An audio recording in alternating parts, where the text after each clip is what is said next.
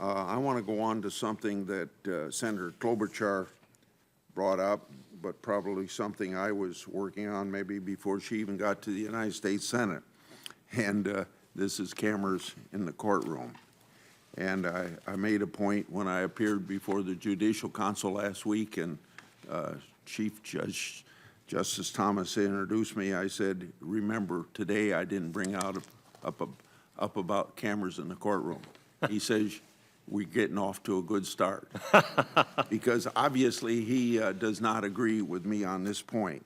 She asked for your opinion on having cameras in the Supreme Court. Senator Klobuchar did. And you said that you hadn't given the subject a great deal of thought. I want you to know that I believe that public access to our court system is an important issue, and having cameras in the courtroom is one way to improve public access. Now, I know this isn't a very popular subject with some of the justices on the Supreme Court, as I just hinted. And in fact, as Senator Klobuchar mentioned yesterday, Justice Souter once famously quipped that the television cameras would have to, quote unquote, come roll over my dead body for that to happen. And he's not on the courts now, so that's one less person we have in opposition. I can respect that opinion, but quite frankly, it just happens to be wrong from my point of view. When Mr. Katyal introduced you on Monday, I was glad to hear him say that he wished the court would televise its proceedings so that all Americans could see what goes on there. That is a view shared by a number of my colleagues on this committee.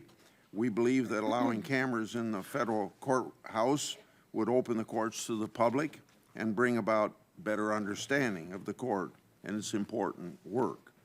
You may be aware that for a number of years I've sponsored bills called Sunshine in the Courtroom Act, which give judges the discretion to allow media coverage of federal court proceedings.